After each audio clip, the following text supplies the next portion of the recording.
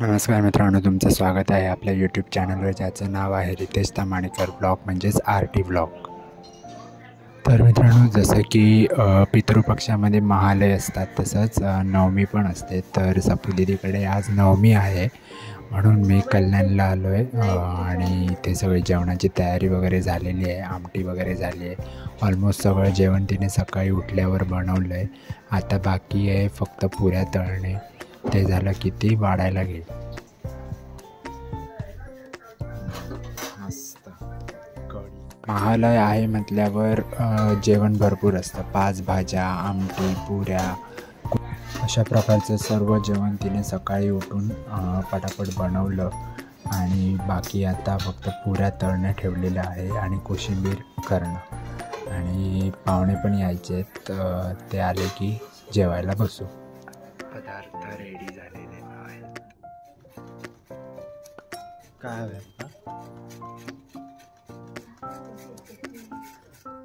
सोलकढीचं main ingredient खोबरं. सोलकढी बनवायची आहे म्हणून खोबरं किसते.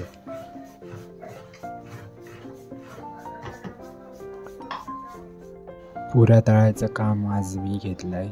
सो कशा पुऱ्या फुगल्या आहेत बघा.